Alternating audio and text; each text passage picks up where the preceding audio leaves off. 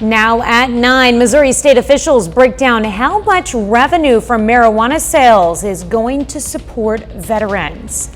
Plus, we hear from a 49ers fan living in the heart of Chiefs Kingdom. Do you find yourself scrolling on social media for hours, obsessed with bad news? You might be considered a doom scroller. I'll tell you more about this and why it's bad for your health coming up. The 4 states' most watched news starts now. This is KOAM News at 9 on Fox 14. I'm Tanya Bach. Police arrest a suspect in a non-fatal shooting at Sycamore Village in Pittsburgh. Authorities charged this man, Wesley Burgess, in connection to a shooting that happened on December 29th around 1:30 in the morning at the apartment building. At the time of the shooting, police say Burgess was on parole for an aggravated robbery conviction. Investigators then identified Burgess as a suspect in an armed robbery which occurred on January 24th. Authorities found and arrested Burgess in a home in Chanute, Kansas on January 26th. State officials say the Missouri Veterans Commission will likely receive around $19 million in revenue from marijuana sales this fiscal year. The director of the Division of Cannabis Regulation broke down the numbers this week in front of a House committee. And since marijuana sales began in Missouri in 2019, the state has collected more than $150 million in revenue from taxes and program fees. Nearly $40 million has gone to the Veterans Commission in total. We definitely had some higher temperatures today. Chief Meteorologist Doug Hetty joins us with a first look at your forecast. Well, it definitely turned out to be another warm one for us today. All week long, we've had highs in the 60s. And then 70s yesterday, record high today. Tied a record high, 74 degrees, the record that we tied back in 2003. Average high is 47, so look at our low, 49 degrees. It was above our average high. Now we are going to slowly cool down a bit as we head into the weekend as our next storm system heads in. Rain starting to increase back to our southwest. Showers, thunderstorms out across western Kansas, down through parts of Oklahoma and Texas. These aren't going to make it in until late tonight. So let's go to about 2 o'clock in the morning. A couple little scattered showers starting to increase, but you can see they increase a little bit more rapidly by the time we head into tomorrow morning. All weekend long, we're going to have rain. I'm going to break this all down for you here in just a bit. All right, thanks, Doug. Well, today is National Wear Red Day, raising awareness for cardiovascular disease, the #1 killer of women. Employees at Freeman Health System are among those raising awareness. Officials say it's the perfect time to take a second and think about your heart health. It's in February, we all think about Valentine's Day, we think about heart, so it's a wonderful opportunity to really focus on protecting ourselves from heart disease and looking at all those risk factors and doing our very best to mitigate them. Officials also say most cardiovascular diseases can be prevented through healthy lifestyle changes and education. On February 11th, the Chiefs take on the San Francisco 49ers in a rematch of Super Bowl 54, where the Chiefs won 31-20. However, there are 49er fans in the 4 states ready to see the 49ers back home with the Lombardi Trophy this time. KOAM's Anthony Saviello caught up with one of them and shows how deep the love for 49ers runs in his heart. 4 years ago, the Chiefs defeated the 49ers in Super Bowl 54. But now, 49ers fans are ready to see the Lombardi Trophy return to San Francisco. Fans like Hunter Perry. Go Niners! Yeah. Hunter grew up in an age when the 49ers dominated the league. Most guys, especially my age, like everybody kind of liked the 49ers because you had Joe Montana and you had Steve Young and you had Jerry Rice and Ricky Waters and Tom Rathman and like all these crazy Hall of Fame guys. So it wasn't bad growing up. Now he wants to see this 49ers team rise to that former glory. I want revenge. They've had their fair share, and it's been a while since we've had one. So I'm ready for a Niners victory. As a Niners fan, being in the heart of Chiefs Kingdom can be difficult. I'm not a Chiefs hater. So if they're not playing the Niners, I'm always rooting for the Chiefs. I love Andy Reid and Patrick Mahomes, and I'm a home state guy. I'm a Royals fan. But yeah, when we're playing them, I want them to do terrible. For Hunter, his passion is worth it, especially now that he shares it with his sons. And it's just memories. Like as a parent, I think you just want to make memories, and I hope these are times that they'll look back on and remember watching the game with Dad. So I relish every opportunity and every moment. For this 49ers fan, it's time for redemption. And if there is any team that can dethrone the superstar Chiefs, Hunter believes it's this one. We got old Brock Purdy. He's pretty good. I'll be cheesy like that. So yeah, I think that's all we've been missing. We've just been missing the quarterback. I feel like we got him. I feel like the moment's not too big. So I'm very excited to see what happens. Reporting in Joplin, Anthony Saviello, KOAM News. Well, Hunter says his favorite player on the team is George Kittle and says he believes he may even be a better tight end than Travis Kelce. I wouldn't bet on that. Speaking of sports betting, it will see an increase as the Super Bowl approaches, which means an increase in the need for a conversation about betting addiction.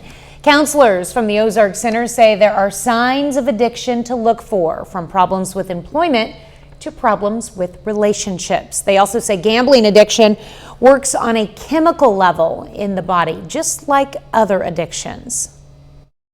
Say having those negative consequences in their life, maybe spending money they don't have, borrowing money that they don't have, taking money that they don't have, maybe spending so much time that it is affecting their housework, their schoolwork, their relationships that they have with other people.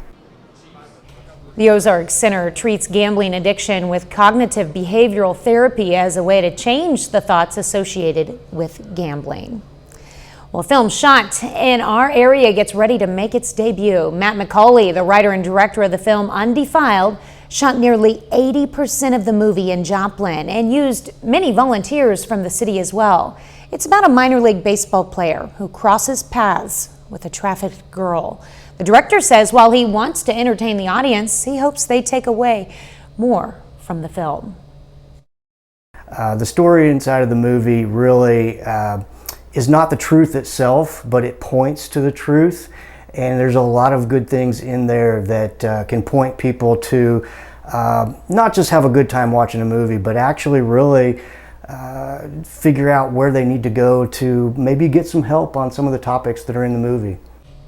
You can check out Undefiled this Sunday evening for its premiere at the Route 66 Theater in Webb City at 7 p.m. and again Saturday the 10th at 10 a.m. Coming up, a border security bill in jeopardy. The status of a Senate border bill. I'm Chad Pergram on Capitol Hill. More on that story. Do you find yourself scrolling online for hours, obsessing over bad news? Well, you might be considered a doom scroller. If the name doesn't already give it away, it's not good for your mental health. Fox News correspondent Rebecca Castor has more.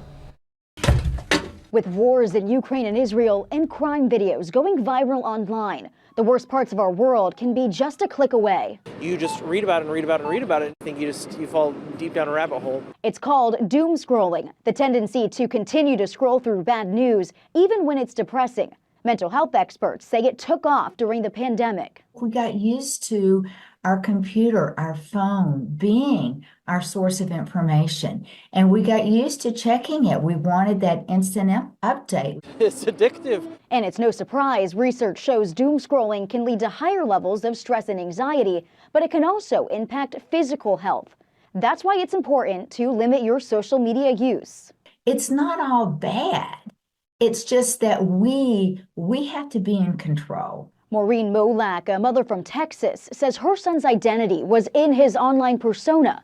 But when his feed became filled with comments and photos from peers telling him to kill himself, he committed suicide. I really do believe that we could have saved him if he had not been addicted to social media. It's part of a larger conversation happening on Capitol Hill over keeping teens safe online. The algorithms, the doom scrolling, all of the things that addict our kids, you're not going to, unless the platforms actually change, are they going to be safe for your kids to be on there? One GOP lawmaker has even called for Mark Zuckerberg, the head of Facebook and Instagram, to establish a compensation fund for victims of online exploitation. In Washington, Rebecca Castor, Fox News. Well, Doug is next with a complete look at the forecast. And later, the Super Bowl is a little over a week away. Voice of the Chiefs, Mitch Holthus, tells us why this bye week before the game is so important. Hey, another great day for us today. Temperatures are fantastic. Tied to record highs, 74 degrees, well above where we should be for this time of the year. It looks great. It's Friday night. We're dry for now, but we have rain increasing for the weekend. Nice shot of our Cornell Arts and Entertainment Complex tower cam downtown. Temperature is still pretty good. We're not going to drop off too much tonight. Our southerly winds will actually keep our temperatures up. Look at this. By tomorrow, we'll have southeasterly winds kicking in 25 to 30 miles per hour. We could even have some gusts upwards of 35. They calm down a little bit on Sunday. You can see the winds switch around out of the northeast, and this kind of ushers in a little bit cooler air as we get the rain on Saturday and on Sunday. All right, clouds increasing now. The rain is west of us, but it's going to creep in as we go through the next several hours. So you can see showers, thunderstorms out across central western Kansas. Some of these storms have been a little bit stronger, some severe weather back across northern parts of Texas. Now, these are going to weaken as they head toward us, so we're mainly dealing with showers, not much in the way of thunderstorms or anything severe, but a big storm system, and this will affect us all weekend long. In fact, look at our rain chances. So scattered showers. Here's 7 a.m. tomorrow. Here's 1 p.m. But once we get into Saturday night, we go into it's going to rain category. So persistent rain. Saturday night, Sunday morning, and then finally Sunday afternoon, the rain will start to taper off. All right, let me walk you through time. We're going to stop this at 4:30 in the morning. Showers increasing, Kansas and Oklahoma. Missouri's still going to be dry. Scattered showers through the morning hours. Here's 10:30, but becoming a little bit more persistent. Temperatures into the 50s. Scattered showers again through the afternoon, hit and miss, but a gloomy kind of raw day. As we get into tomorrow evening and tomorrow night, this band of rain will kind of rotate back in. So very persistent rain, especially after midnight Saturday night and into Sunday morning. Periods of rain, colder rain, into the 40s on Sunday. So here's 10 a.m. Then once we get into Sunday afternoon, we go back to scattered showers, and eventually by Monday morning, they're gone. But the entire weekend is definitely going to be wet. How much rain could we get? Not a ton, but definitely a decent amount. A lot of areas, I would say on average, about 3/4 of an inch. But we may get some spots that pick upwards of an inch. 60 tomorrow, only 48 on Sunday. Most persistent rain is going to be Saturday night and into Sunday morning. All right, here's your 7 days. 60 tomorrow, 48 on Sunday. Sunshine returns on Monday, a little bit cooler. 60s return Tuesday, Wednesday. Chances for rain by Thursday, and then again by Super Bowl Sunday. Tanya? Well, 60s on a Saturday. You can't beat that. Thanks, Doug. For one Joplin resident, coffee is a part of his daily grind. Martin O'Toole has been a frequent Joplin greenhouse patron for over 15 years now. KOAM's Fernanda Silva has his story. Hi, Martin. Pretty much every day, Martin O'Toole keeps the same morning routine. 2 of the usuals, you got it. He goes to the Joplin Greenhouse and Coffee Shop for his 12-ounce batch brew with heavy cream. Before you go. It went well. Super. And to meet with his now friends. I will. Talk with every one of them, and they keep up check on me. And when I not come for a couple of days, they're, where the heck have you been? Sometimes I walk around, people think I work here, and I don't. If I know an answer, I tell them. If I don't, I send to somebody else. Sophie Stobo has been a barista for 3 years and says the relationship between Marty and Joplin Greenhouse employees is the perfect blend. He just really, really cares to get to know you as people, and he's just the kindest, and he wants to know how your day is, he wants to know what you're doing, and it's people like Martin that make this job so special. Martin is a loyal customer of the greenhouse even before the coffee shop. Now he's sharing his traditions with his grandkids. It's just a great place to bring them. I mean, when they come, you know, it's hot chocolate in the cold times, and it's chocolate milk in the summertime. Owner of Joplin Greenhouse, Kurt Carr, says that Martin is a special client. He's always stood out because he just made a relationship with our staff. Our staff has always just really loved visiting with him each week. And of course, every day now he comes in for probably the last 6-7 years. Martin doesn't let life challenges get in his way of making his visits to the coffee shop. Most of the time, I'm away on vacation or doctor's appointment or something like that, but I usually make it about every day. Rain or shine, I'm usually here. So I have a little problem with stability right now. They'll bring my coffee out to where I sit so I don't spill all over the floor. But if that ever happens, he knows it is okay because the place... It's home. In Joplin, Fernanda Silva, KOAM News. What a great story. Joplin Greenhouse started as a nursery more than 20 years ago. In the last 6, they've added the coffee shop side of it. Well, coming up, why steak and beef prices are on the rise ahead of the Super Bowl. Cattle inventory in the U.S. is at its lowest level in around 50 years, and it's the effect rather than the cause of what the beef industry is experiencing. Fox Multimedia reporter Kennedy Hayes has the story from Colorado. Farmers here in Colorado tell me they've had to reduce their herd sizes because it's getting more expensive to run their farms. They blame inflation and the rising cost of feeding cattle.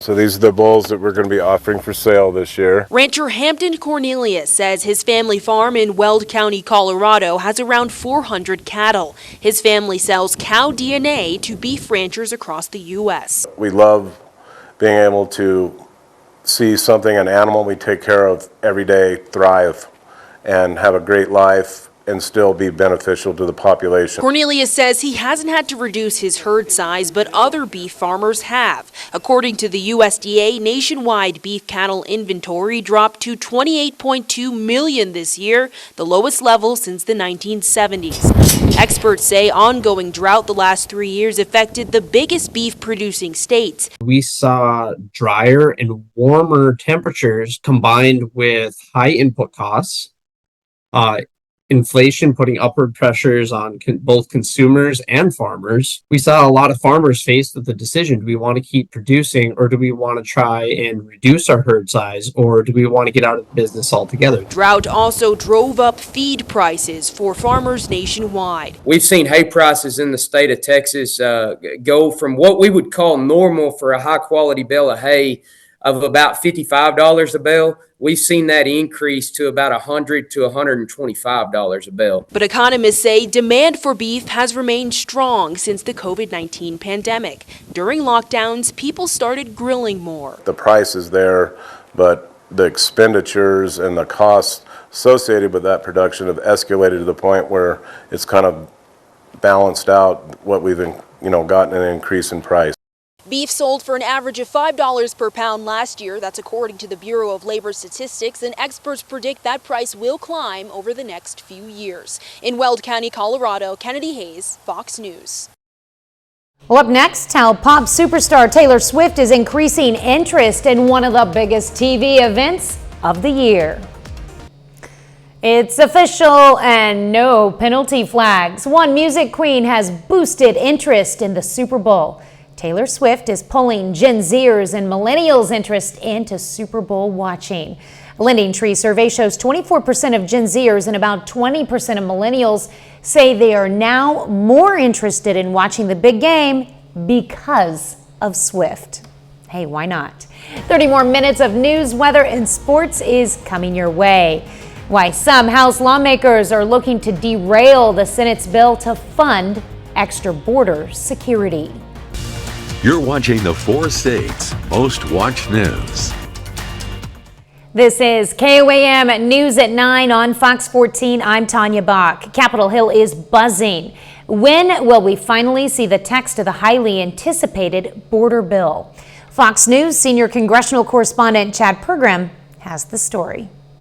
House Republicans denouncing the Senate's border bill. We're not here to do window dressing. I mean, this is a major crisis in our nation. But some Democrats may be just as upset. What we're hearing is in the Senate deal that I think is of concern is this authority to shut down the border. House liberals, many in the Congressional Hispanic Caucus, could unite with the right to jettison the bill. A question I asked point blank. Does your side have enough votes coupled with Republicans if it does come across here to blow this up because of those issues? Well, that's a good question. I know that there is a growing coalition of people who have concerns just from what's being reported. I think that combined with Speaker Johnson saying he's not going to put it on the floor makes me think this is dead. While some forecast the bill's possible demise, Senate Majority Leader Chuck Schumer wants a test vote on the bill no later than Wednesday. Some Republicans think that's too quick. Chuck Schumer is going to rush to a vote, and that will absolutely blow up any confidence people have in the process itself. I'm not going to vote for a bill that is going to hamstring a future president. Donald Trump is a possible future president. He's long blasted the bill. The deal they're looking at is terrible, and it's no good for the Republicans. And frankly, any Republican that signs it should be ashamed. Some Republicans are also skeptical of money in the bill for Ukraine. And if the bill goes down, Ukraine could be out of luck. On Capitol Hill, Chad Pergram, Fox News. Well, the U.S. has begun retaliatory airstrikes on Iranian-backed targets in Iraq and Syria in response to a drone strike that killed 3 U.S. service members on Sunday. President Biden ordered the strikes involving U.S. B-1 bombers. The wave of airstrikes on about a half dozen locations comes days after a drone attack that killed 3 American troops at an outpost in Jordan. Both Israel and Hamas are under increasing pressure from world leaders and civilians to accept a new ceasefire deal brokered by Qatar and Egypt. Fox News senior correspondent Mike Tobin has more from Tel Aviv. Intense battles are still being reported in and around the city of Khan Yunis in central Gaza while both sides consider a new ceasefire plan. A senior Hamas official said Friday that the group will respond, quote, very soon to a proposal that includes extended pauses in the fighting. In exchange for phased releases of prisoners being held by Hamas and Israel, officials on both sides are facing tremendous pressure from world leaders and civilians to accept the deal. There's no victory here. It's not a matter of cost. It's not a matter of how many. It just needs to be done, and we'll deal with whatever happens after. The proposal comes as Israeli forces are reportedly wrapping up operations in Khan Yunis after weeks of block-by-block battles to root out the militants. They're now expected to turn their attention south, and Israeli tanks and armor have been massing near the southern city of Rafah for several days.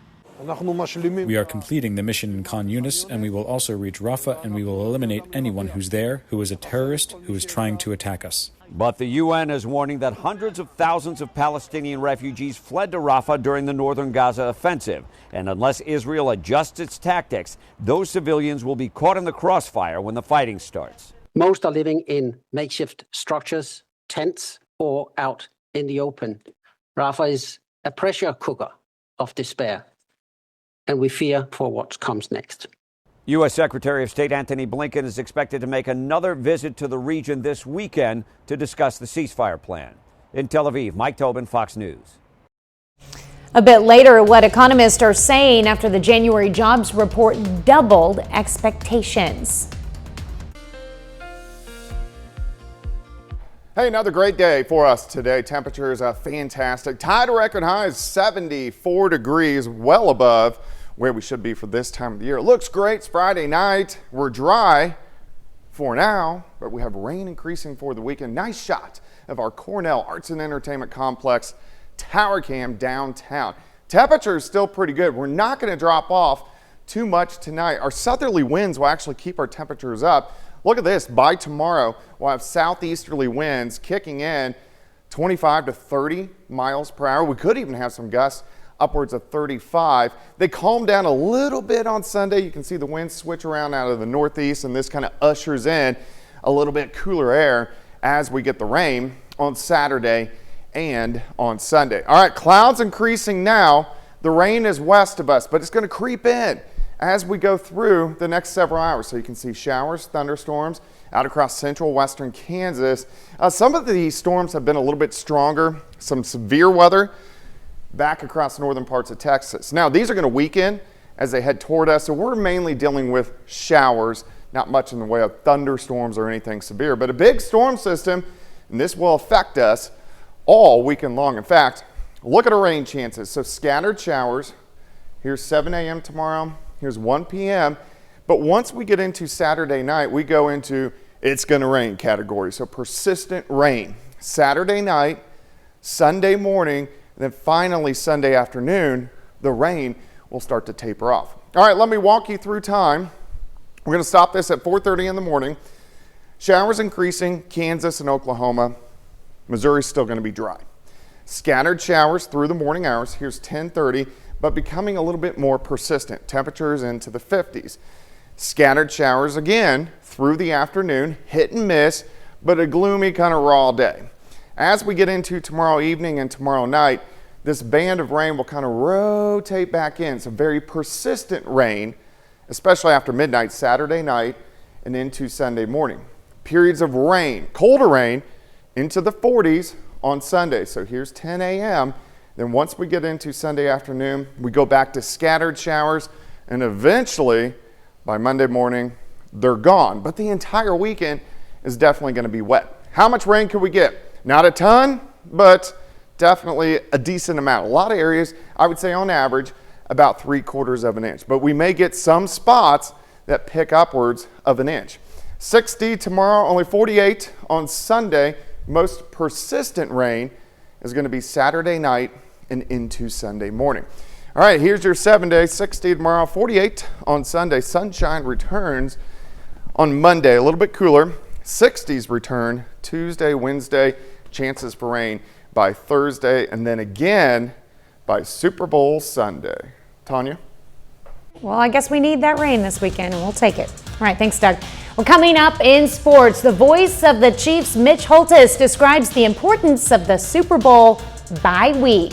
Plus, Baxter Springs basketball tries to get revenge on Galena on homecoming night. John Dales has those stories and more up next.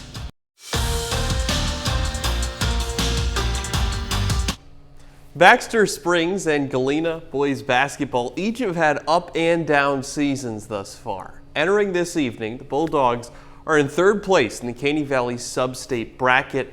Baxter just a game and a half behind. Homecoming night in Baxter Springs. Lions trying to get revenge on Galena, who beat them back in December. And Jack Perry starts the game red hot. Pulls up from the near wing, gets the first points of the night. Next time down the floor, Perry again with 3 defenders around him. Gets the difficult layup to fall. Bulldogs up 4. Lions get back into it though when they get their big men started. Weston Schaefer left open at the top of the key, sticks it. Lead down to 3. Next possession, Schaefer down the right alley, bucket and the foul. Game's tied after he hits the free throw to complete the 3-point play. Second quarter, Lions up 1. High-low action. Schaefer to Jacob Grant. Great passing leads to the bucket. A little bit later, loose ball. Grant runs it down and sets up Javen Alexander beautifully. Baxter Springs gets a big win on homecoming night. The Lions defeat Galena 52-45. Over to Southwest Missouri, we've got a COC matchup tonight in Carthage as Republic comes to town. Carthage girls basketball at home tonight against Republic. First quarter of the game is where we pick this one up. Jaden Brunnert knocks down the 3 in the corner. Next possession, Brunnert cuts inside. Easy layup is up and good. On the other end, Republic gets a 3 of its own. Republic now leading by 5, but Carthage goes right back to Jaden Brunnert. She scores the first 8 points for the Lady Tigers tonight, but Carthage trails by 16 at halftime. In the second half, Lexi Youngblood opens the half with back-to-back 3-point shots. Nothing but net again, but Republic just had an answer for everything tonight. Orange and Black Tigers knock down another 3. Republic gets the win over Carthage, 65-36. Over on the boys' side, Carthage opens the game celebrating Justin Ray's 1,000th career point. We start in the first quarter. Dylan Pugh finds some separation, banks it off the glass and in for 2 points. Tigers off to a slow start. They're down 9 in the first quarter. Second quarter now, Trent Yates splashes a 3-pointer. Next possession, Justin Ray. We know what he can do from out there. He hits the three from beyond the arc. Then it's Ray again in the corner, open, and he connects for three. Carthage goes on a 22-2 run in the second quarter. It leads by 11.5. Third quarter now, Carthage staying hot. Ray hits another three from the top of the key. Later in the half, Trent Yates gets the steal, tosses it up ahead. Taylor Stevens digs for the easy layup. Carthage goes on to win the game at home, 60-41. And we're 9 days away from Super Bowl Sunday, a showdown between the Chiefs and Niners. That might seem a little long, given the fact that it is the longest break we've had without a pro football game all season. But this bye week's still very important. More on that in tonight's Minute with Mitch.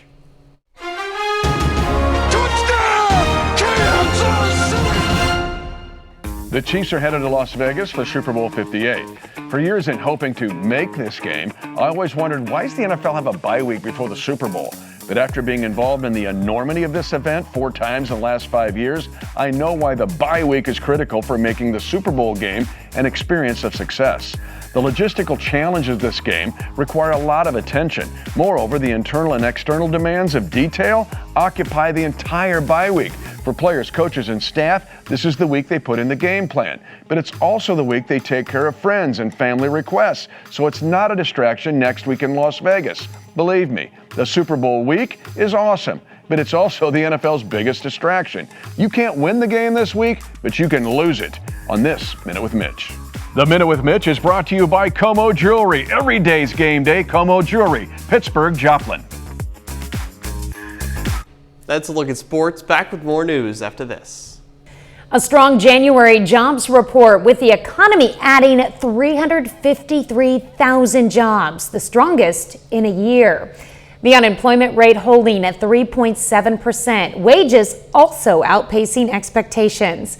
Fox Business correspondent Edward Lawrence breaks down those numbers. The administration boasting about the report, saying this is Bidenomics. The last time the economy created more than 353,000 jobs was a year ago, January 2023. This adds fuel to the fact that the Federal Reserve might not cut rates in March.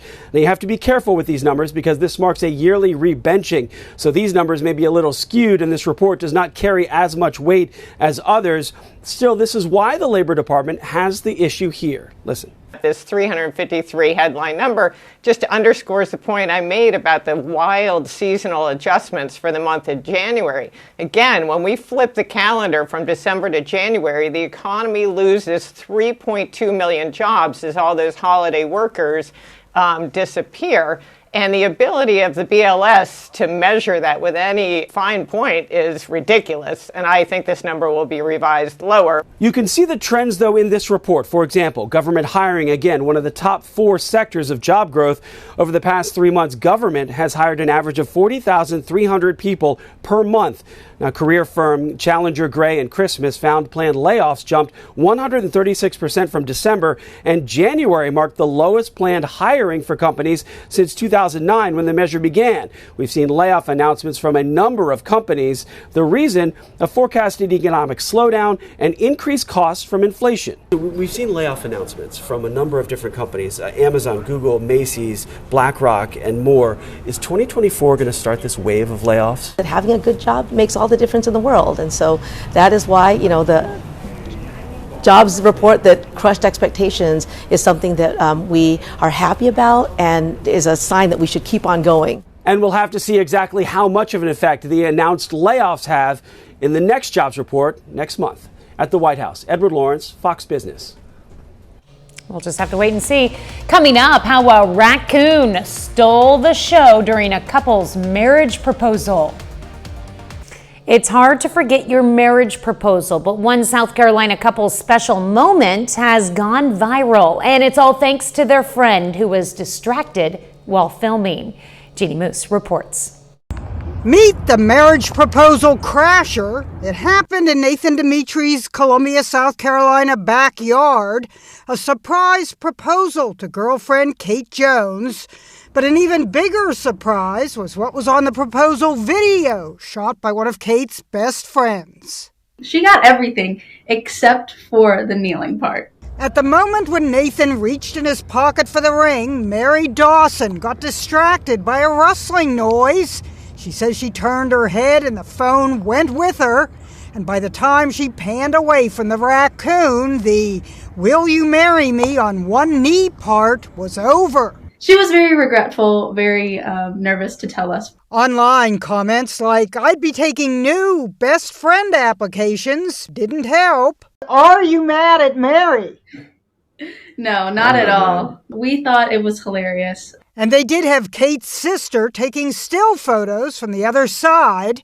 If you string together live photos, you get to see Nathan go down on bended knee. At least it'll be a great story at the end of the day, so I'm glad that it happened. Mary told CNN, "We have been friends since birth and have the exact same humor, which is why I knew she would find it hilarious." Are you going to invite the raccoon to the wedding? That would be awesome. Why let a raccoon come between two people who have been friends forever? That's our time for tonight. Thanks for joining us. We'll leave you with video of dogs from the Nashville Humane Association preparing for the Puppy Bowl. Have a great night and an even better weekend.